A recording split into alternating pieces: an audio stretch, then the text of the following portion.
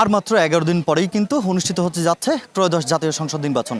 আসলে এই নির্বাচনকে সামনে রেখে কিন্তু আসলে যারা প্রার্থী রয়েছেন তারা কিন্তু প্রচারণায় ব্যস্ত সময় পার করছেন এবং প্রার্থীরা কিন্তু ভোটারদের দুয়ারে গিয়ে কিন্তু ভোটারদের নানা প্রতিশ্রুতি দিচ্ছেন। আসলে এই মুহূর্তে আমি অবস্থান করছি পাবনার ঈশ্বরদী উপজেলার একদম নদী অঞ্চল এলাকাতে। আমি চেষ্টা করব এই মুহূর্তে আসলে ঈশ্বরদী 4 আসনের যিনি স্বতন্ত্র প্রার্থী রয়েছেন জাকারিয়া পিন্টু, তিনি কিন্তু মোটরসাইকেল প্রতীকে আসলে নির্বাচন করছেন। আমরা জাকারিয়া পিন্টুর কাছ থেকে আসলে সরাসরি জেনে নেওয়ার চেষ্টা করব যে আসলে এবারের এই নির্বাচনে তিনি আসলে কেমন সাড়া পাচ্ছে এবং ভোটারদের সাথে আমরা দেখেছি যে তিনি কুশল বিনিময় করছেন। আসলে এবারের নির্বাচনে আপনি কেমন সাড়া পাচ্ছেন ভোটারদের কাছ থেকে যদি একটু বলেন।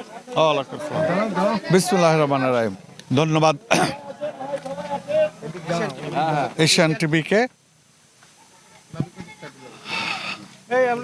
আসলে ব্যাপার হচ্ছে যে ঈশ্বরদী আটঘরিয়ার পাবনা 4 এই আসনের সাধারণ মানুষ এবং জনগণের যে প্রত্যাশা ছিল ধানের শীষের প্রতিটা আমার হাতে আসলে তারা খুশি হতো, তারা মর্মা হতো। যে কারণে আমি যখন তাদের চাপেই সাধারণ জনগণ এবং নেতাকর্মীদের চাপে আমি স্বতন্ত্র প্রার্থী হয়েছি মোটরসাইকেল প্রতীকে, এবং আমি যখন সত্যি সত্যি সিরিয়াস হয়ে নেমেছি তাদের অভূতপূর্ণ সাড়া আমি পাচ্ছি। শুধু সাড়াই পাচ্ছি না, এবং আমি বিশ্বাস করি ঈশ্বরদী আটঘরিয়ার এই পাবনা 4-এ একটা ইতিহাস ঘটবে এবং একটা ভোট বিপ্লব হবে ইনশাল্লাহ। টোটালি 3 জন প্রার্থীর মধ্যে আপনি তো স্বতন্ত্র হিসাবে আছেন। আসলে কিছু সময় অভিযোগ রয়েছে যে আপনার পক্ষে যারা নির্বাচনী প্রচারণা চালাচ্ছে তাদের বিভিন্ন হুমকি ধামকি দেওয়া হচ্ছে। আসলে এই বিষয়ে যদি একটু বলতেন। হ্যাঁ, অবশ্যই সেটা। কারণ ব্যাপার হচ্ছে কি যে পরগাছারা এখন বিএনপি করতেছে, আর অরিজিনাল আমরা যারা 17-18 বছর এবং এই 39 বছরের বিএনপির রাজনীতি, এই যে সব জিয়াউর রহমানের হাতের রাজনীতি প্রবীণ সব নেতৃবৃন্দ, আমরা এখন পরগাছা হয়ে গেছি, আর এই সব পরগাছা বিএনপি সাজছে। তাই আজকে ওদের মধ্যে কোনো শ্রদ্ধাবোধ নেই, আমাদের নেতাকর্মীদের গায়ে হাত তুলছে, হুমকি ধুমকি দিচ্ছে, 12 তারিখের পর উচ্ছেদ করে দেবে, দেখে নেবে, বিভিন্ন ভাষা প্রয়োগ করছে এবং হুমকি ধুমকি দিচ্ছে, ভয়ভীতি দেখাচ্ছে। তাই এটা তো আমরা প্রশাসনকে জানাচ্ছি, নির্বাচন কমিশনকেও জানাচ্ছি।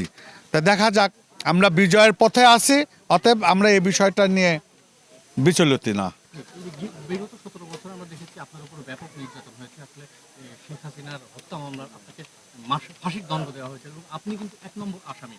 আসলে ঈশ্বরদী অঞ্চলে যদি সবচেয়ে বেশি নির্যাতিত হয়ে থাকে কোনো পরিবার হয়ে থাকে সেটি আপনাদের পরিবার, তারপরেও আসলে দল থেকে আপনাকে মূল্যায়ন করা হলো না, এটা আসলে সাধারণ নেতা কর্মীরা কিভাবে দেখে?